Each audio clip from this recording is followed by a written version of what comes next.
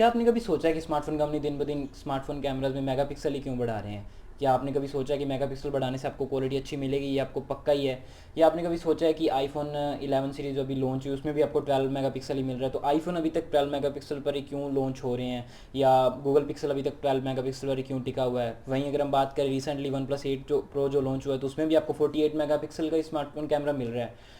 तो वो अभी तक 48 मेगापिक्सल या 12 मेगापिक्सल पर ही क्यों टिके हुए हैं? उन्होंने कोई 64 मेगापिक्सल नहीं दिया, कोई 108 मेगापिक्सल नहीं दिया।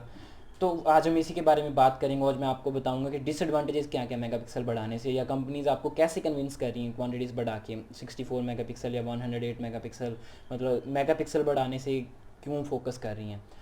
सबसे पहले अगर हम बात करें मेगापिक्सल, तो मेगापिक्सल होते क्या हैं या आपको इसे मिलेगा क्या? सबसे पहले अगर आपके पास एक ज़्यादा लार्जर मेगापिक्सल का स्मार्टफोन कैमरा है, तो आपको ये इंश्योर होगा कि आपका एक वाइडर एरिया कैप्चर मिलेगा आपको। अगर आप एक 48 मेगापिक्सल वाले स्मार्टफोन पे शॉट लोगे, तो आपको जो 64 मेगापिक्सल वाले स्मार्टफोन पे शॉट लिया हुआ होगा उससे कम एरिया कैप्चर हुआ मिलेगा 48 मेगापिक्सल वाले स्मार्टफोन में।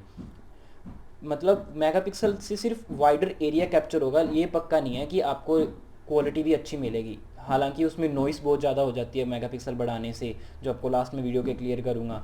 बाकी आप इसी बात का अंदाज़ा इस चीज़ से लगा सकते हैं कि जो आपको फ्लैगशिप स्मार्टफोन्स होते हैं उनमें पिक्सल साइज़ छोटा मिलता है, सेंसर साइज़ बड़ा मिलता है, और जो मिड रेंज स्मार्टफोन्स होते हैं उनमें उल्टा होते हैं। जैसे कि आप S10 प्लस का एग्जांपल ले लो, तो उसमें जो मेन कैमरा मिलेगा आपको 12 मेगापिक्सल का मिलेगा। लेकिन वहीं अगर आप रियलमी या रेडमी की बात करें, तो वो 10 से 15 हज़ार में आपको 48 मेगापिक्सल या 64 मेगापिक्सल दे रहे हैं। जैसे रेडमी नोट 8 में आपको 48 मेगापिक्सल मिलेगा।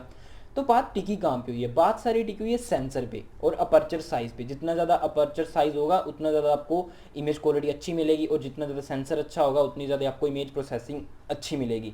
जैसे कि अब वहीं अगर हम बात करें आईफोन की, तो आईफोन में जो 12 मेगापिक्सल वाला कैमरा है, वो उसमें उन्होंने ये भी स्टेटमेंट दी है कि जो हर एक पिक्सल होगी वो फोकस करेगी इमेज पर। ये नहीं कि आपको 64 मेगापिक्सल मान लो दे दें तो फोकस हो ना किसी चीज़ का, ऐसे नहीं हो। वो 12 मेगापिक्सल वाले स्मार्ट उसी कैमरा में आपको बहुत सारे भर भर के ऑप्शन मिलेंगे। वहीं अगर हम बात करें वन प्लस 8 प्रो की, जो उसमें अभी रिसेंटली लॉन्च हुआ है, तो उसमें जो आपको सेंसर मिल रहा है वो मिल रहा है सोनी IMX8689, जो कि अभी तक स्मार्टफोन्स में आने वाला सबसे बड़ा सेंसर है। ये वैसे ओप्पो के लिए बनाया गया था, लेकिन वन प्लस और ओप्पो की घर की बात है तो वो एक्सचेंज कर लिया गया होगा। लेकिन वहीं और वन प्लस 8 प्रो ने S20 अल्ट्रा की तरह 108 मेगापिक्सल देना क्यों नहीं जरूरी समझा? जैसे कि उन्होंने दे रखा है 108 मेगापिक्सल। वो तो चलो नाम का ही 108 मेगापिक्सल है, लेकिन शॉट तो उसमें बाय डिफॉल्ट आपको 27 मेगापिक्सल का ही मिल रहा है। क्योंकि जो पिक्सल बिनिंग की जाती है स्मार्टफोन कम कैमराज में, वो इस हिसाब से की जाती है कि जो आपको 64 मेगापिक्सल वाले स्मार्टफोन में बाय डिफ़ॉल्ट 16 मेगापिक्सल का शॉट मिलेगा, और जो आपको 48 मेगापिक्सल वाले स्मार्टफोन में बाय डिफ़ॉल्ट 12 मेगापिक्सल का शॉट मिलेगा। हालांकि S20 अल्ट्रा में तो उन कंपनी की खुद की स्टेटमेंट है कि अगर आप 10x जूम तक जाते हो तो आपको क्वालिटी के साथ कोई कॉम्प्रोमाइज़ नहीं करना पड़ेगा, लेकिन अब 10x से अगर आप ऊपर जाते हो तो आपको क्वालिटी के साथ कॉम्प्रोमाइज़ करना पड़ेगा।